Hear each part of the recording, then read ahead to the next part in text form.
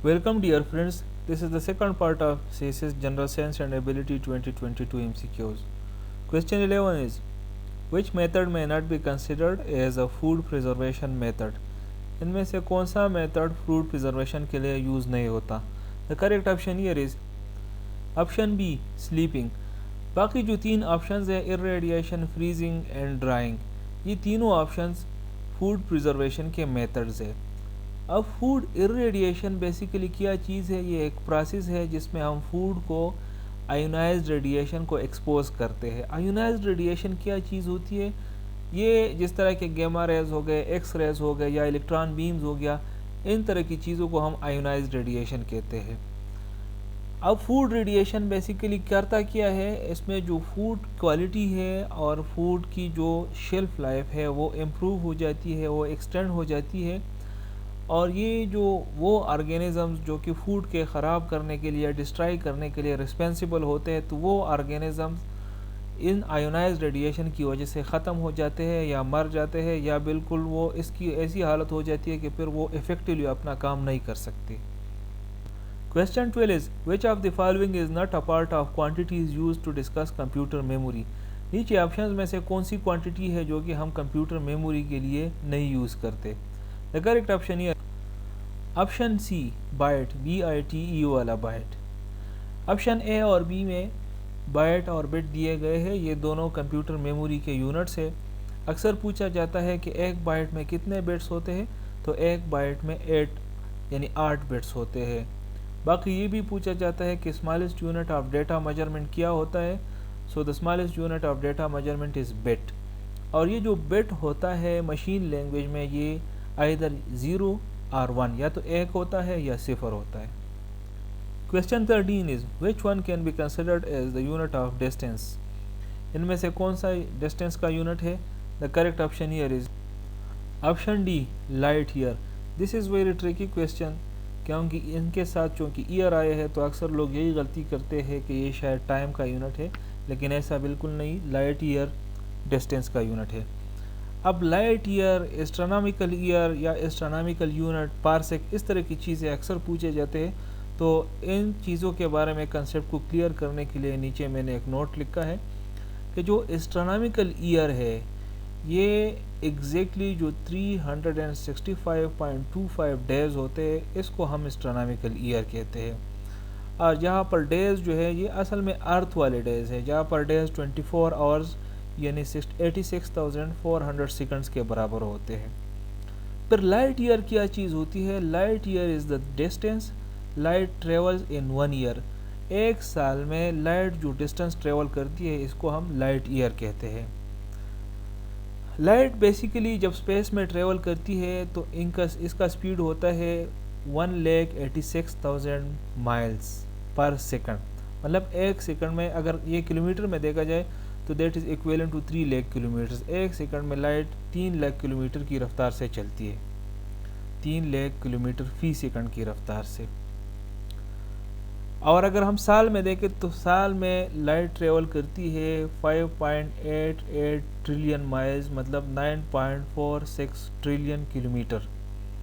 तो light year बराबर हो गया 9.46 ट्रिलियन किलोमीटर्स के. अक्सर पूछा जाता है 9.46 ट्रिलियन अक्सर दिया होते हैं MCQs में कि एक लाइट और किस फिगर का इक्विवेलेंट होता है. So that is equivalent to 9.46 trillion kilometres या 5.88 ट्रिलियन माइल्स.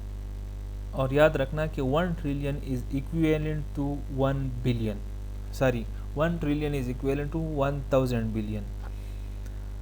अब जो the unit most commonly used in professional astronomy is parsec. अब जब हम प्रोफेशनल एस्ट्रोनॉमी की बात करते हैं तो उसमें एक और यूनिट बहुत ज़्यादा यूज़ होता है, वो पारसेक है. पारसेक के बारे में भी अक्सर पूछा जाता है कि पारसेक कितने लाइट ईयर्स का बराबर होता है. तो parsec is equivalent to 3.26 light years. इसका मतलब ये है कि 3.26 लाइट ईयर्स का जितना डिस्टेंस है वो एक पारसेक का बराबर होता है. और अगर एस्ट्रोनॉमिकल यूनिट में इसको देखा जाए तो एस्ट्रोनॉमिकल यूनिट में ये इक्विवेलेंट है 2,06,000 एस्ट्रोनॉमिकल यूनिट्स या 30.9 ट्रिलियन किलोमीटर्स. अब ये एस्ट्रोनॉमिकल यूनिट बेसिकली क्या चीज़ है? एक तो एस्ट्रोनॉमिकल ईयर हो गया जो स्टार्ट में हमने देखा. तो astronomical unit is the unit of length roughly the distance from the sun and the earth and equal to 150 kilometers یا 93 million miles یا 8.3 light minutes.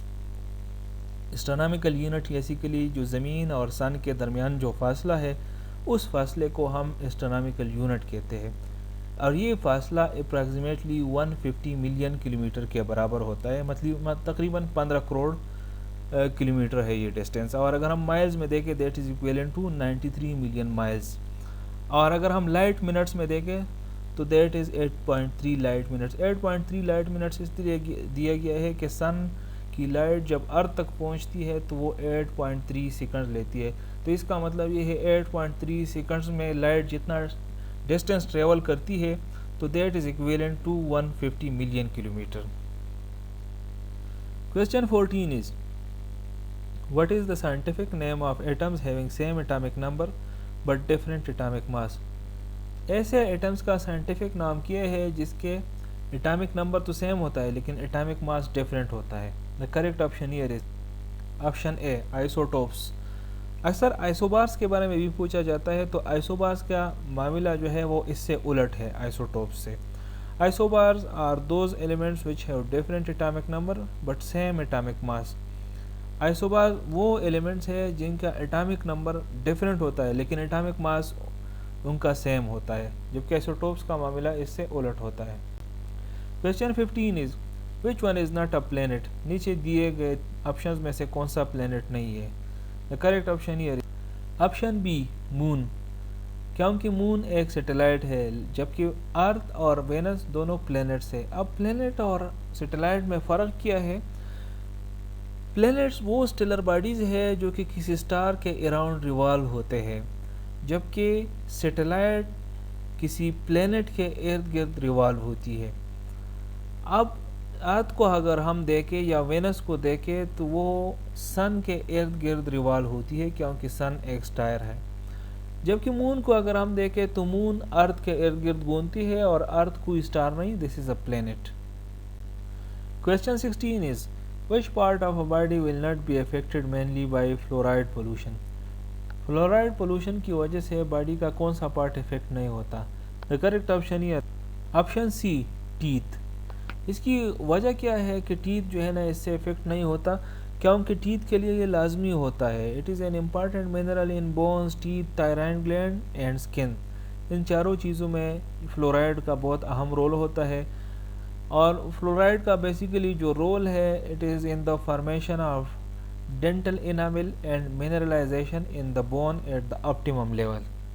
Question 17 is the combination of two elements by sharing one or two electrons is called.